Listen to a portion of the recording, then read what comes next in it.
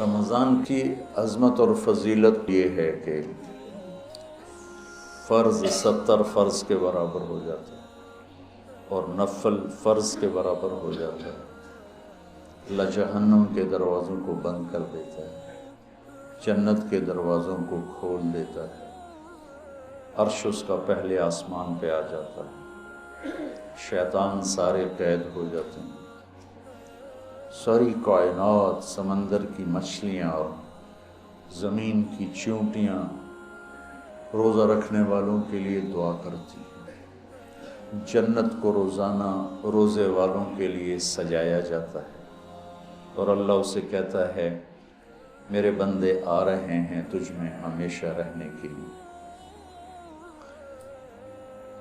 اللہ کی طرف سے 24 گھنٹے ایک اعلان ہوتا رہتا ہے، کوئی بخشش مانگنے والا، کوئی توبہ کرنے والا، کوئی معافی مانگنے والا، کوئی بھی سائل جو بھی مانگے۔ ایک فرشتہ اعلان کرتا ہے نیکی کرنے والے آگے بڑھ تجھے بشارت ہو، دوسرا فرشتہ اعلان کرتا ہے برائی کرنے والے بس کر اور واپس ہو۔ تو میرے نبی کا فرمان ہے کہ اگر لوگوں کو رمضان کی قیمت کا اندازہ ہو جائے تو یہ تمنا کرتے کہ سارا سال ہی رمضان ہو۔ رمضان میں جو مر جائے اس کی بخشش ہو جاتی، اس کا حساب نہیں ہوتا، حساب نہیں ہوتا نا۔ تو کسی نے مجھ سے پوچھا بعد میں ہوتا ہے؟ میں نے کہا اللہ تعالیٰ کوئی ہماری طرح، اللہ تو رحیم و کریم ہے، ایک دفعہ چھوڑ دیا تو چھوڑ دیا، یہ تھوڑا ہونا آ جاؤ بھائی ضمانت کینسل ہو گئی ہے دوبارہ پا دو۔ یہ تو دنیا کے دستور، جب اس نے ایک دفعہ کہا چاؤ۔ تو یہ بہت مبارک مہینہ ہے۔ پہلی تیاری کیا ہے کہ آج تک ہم سے جتنی خطائیں ہوئیں، کوئی زبان کی، کوئی آنکھوں کی، کوئی کانوں کی، کوئی معاملات کی، کوئی معاشرت کی، اس سب سے ہم آج پہلی رات ہے توبہ کر۔ آپ تو تھوڑے سے بیٹھے ہو، یہاں لاکھوں لوگ جڑے ہوئے ہیں۔ دو بڑی مصیبتیں، ایک غیبت، ایک حسد۔ تو ہم جتنے لوگ میری بات سن رہے ہیں، ہم اپنے رمضان کی ابتدا کریں توبہ کریں، ٹھیک ہے نا؟ اللہ تعالیٰ کے نبی کہتے ہیں میں دن میں 70 دفعہ توبہ کرتا ہوں، استغفار۔ آپ تو معصوم، پاک، پاکیزہ امت کو سکھانے کے لیے۔ دوسری بات، دنیا کا ہر انسان کسی وقت بھی توبہ کر سکتا ہے کہ نہیں؟ کر سکتا ہے نا؟ کوئی پابندی تو نہیں۔ تو جب ہر انسان کے بارے میں ہر وقت یہ توقع ہے کہ یہ توبہ کر سکتا ہے، تو پھر کسی بھی انسان کو مسلم، کافر، حقیر سمجھنے کا کوئی جواز ہے؟ آج وہ یہ کر رہا ہے، وہ رات کو توبہ کر لے، وہ کل توبہ کر لے، وہ موت کے آخری لمحے میں توبہ کر لے، تو میری حقارت تو مجھے گرا دے گی اور وہ جنت کے مزے کر رہا ہو۔ تو رمضان میں داخل ہونے کے لیے دوسری تیاری یہ ہے کہ اپنے دل کو سب کی نفرت سے صاف کرو۔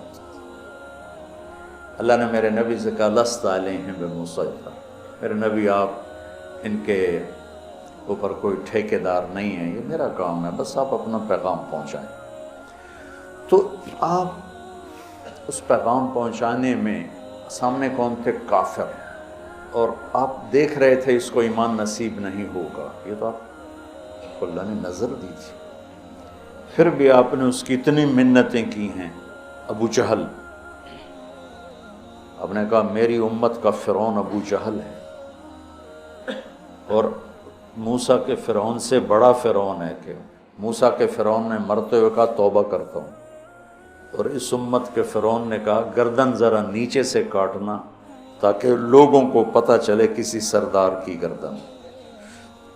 آپ نے اس کے گھر کے اتنے چکر لگائے جس کے بارے میں جانتے تھے نصیب میں ہدایت نہیں ہے، کہ وہ کہنے لگا اے محمد بس کر دے، ہم قیامت کے دن گواہی دے دیں گے کہ تو نے ہمیں اپنے رب کا پیغام پہنچا دیا تھا، اب بس کر دے۔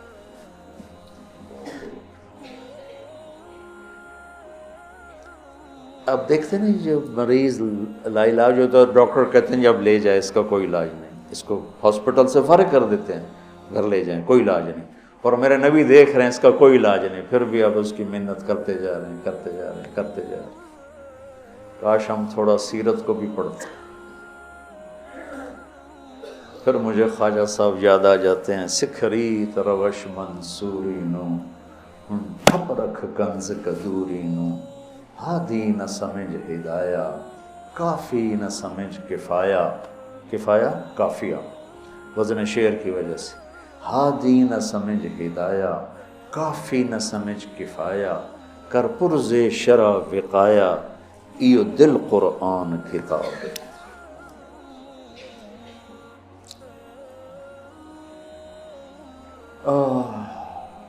تو دوسرا کام سامعین اور آپ حاضرین کہ ہم اوروں کی نفرت سے بھی دل کو صاف کرتے ہیں۔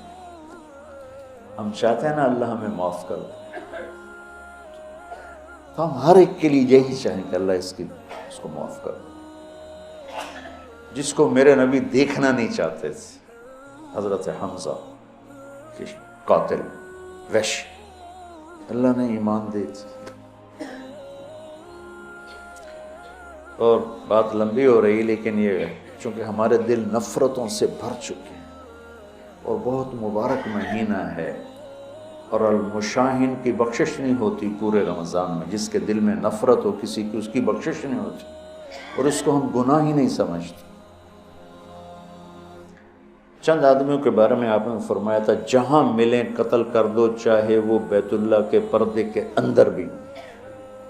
ان میں ایک عبداللہ بن ابی سرحہ بھی ہیں، اکرمہ بن ابی جہل بھی ہیں، واشی بھی ہے۔ تو وہ 17 تھے، 3 عورتیں 14 مرد، اس میں سے 13 کو ہدایت نصیب ہوئی، 2 قتل ہوئے اور 2 کا پتہ ہی نہ چلا بھائی۔ عبداللہ بن ابی سرح یہ حضرت عثمان کے خالہ زاد تھے، تو وہ ان کو سفارشی بنائے۔ اب وہ اندر سے تائب ہو چکے ہیں، نظام اللہ کے ہاتھ میں ہے۔ آپ تشریف لاتے ہیں، یا رسول اللہ یہ عبداللہ آیا ہے، توبہ کرتا ہے، آپ اس سے بیعت لے لیں، کلمہ پڑھا لیں۔ تو آپ اس سے سر جھکائے بیٹھے۔ پھر انہوں نے کہا یا رسول اللہ یہ عبداللہ آیا ہے، توبہ کرتا ہے، آپ اس کو کلمہ پڑھا لیں۔ پھر کہا یا رسول اللہ یہ عبداللہ آیا ہے، توبہ کرتا ہے، آپ اسے کلمہ پڑھا لیں۔ تو آپ نے اس کو کلمہ پڑھایا اور بیعت لے کر فرمایا الیس منکم رجل رشید یضرب عنقہ، تم میں کوئی سمجھدار نہیں بیٹھا تھا جو اس کی گردن اڑا دیتا؟ تم دیکھ نہیں رہے تھے کہ میں اس کا ہاتھ اپنے ہاتھ میں نہیں لے رہا تھا، تو تم سمجھے کیوں نہ، اس کی گردن کیوں نہ اڑائے؟ کہ یا رسول اللہ ہمیں پتہ نہیں چلا، آپ ہمیں اشارہ کر دیتے۔ تو آپ نے فرمایا نبی خیانت نہیں کرتا ہے، نبی میں خیانت نہیں ہوتی کہ میں ادھر ہاتھ بڑھاؤں ادھر تمہیں اشارہ، یہ نبی کی شان سے پاک ہے۔ میں قربان جاؤں اس کی رحمت پر۔ اور موت کیسے آئی؟ کہ مصر کے گورنر بنائے گئے حضرت عمر کے زمانے میں، حضرت عثمان کے زمانے میں، فجر کی نماز پڑھا رہے تھے، نماز کے بعد ایک طرف سلام پھیرا السلام علیکم ورحمۃ اللہ، اور دوسری طرف پھیرنے سے پہلے ہی گر کے انتقال ہو گیا۔ انہوں نے کہا تو صحابی ہونا ہی کافی تھا، لیکن اگر موت کیسے؟ تو جب اللہ فیصلہ فرماتا ہے تو اللہ کے نبی 3 دفعہ رکے رہے، پھر آپ نے بیعت لی۔ تو لہٰذا میرے عزیزو، سامعین، حاضرین، سب سے دل صاف کر دو، سب سے نیت کرتے ہو۔ میری جو تم میرے بچے بیٹھے ہو، میں اب اس عمر میں تم سے کیا فخر کروں گا۔ میرے سر کے درد کا ایک سبب یہ بھی ہے کہ میں سارا دن اس بدبخت سے لڑتا ہوں۔ کبھی ادھر سے کمی آتی ہے، یہ نہیں کہ کمی آئے گی نہیں، کبھی ادھر سے نفرت آتی، ادھر سے کمی آتی، اور میں جھاڑو لے کے اسے صاف کرتا رہتا ہوں، یا اللہ میرے دل میں کسی کی نفرت نہیں۔ سوتے ہوئے میں کہتا ہوں، یا اللہ میرے دل میں کسی کا بغض نہیں، میں نے اپنے دل کو سب سے صاف کیا، صاف کیا، صاف کیا۔ آپ کو پتہ جب آدمی مشہور ہوتا ہے تو محبت کرنے والوں کے ساتھ تیر انداز بھی آ جاتے ہیں۔ وَنَصَبْنَنِي غَرَضَ الرُّمَاةِ تُصِيبُنِي مَحْنٌ أَشَدُّ عَلَى السُّيُوفِ مَضَارِبًا، کہ مجھے ایسے تیر مارے زمانے نے کہ میرے جگر کے پار ہو کے ٹکڑے ٹکڑے کر دی۔ متنبی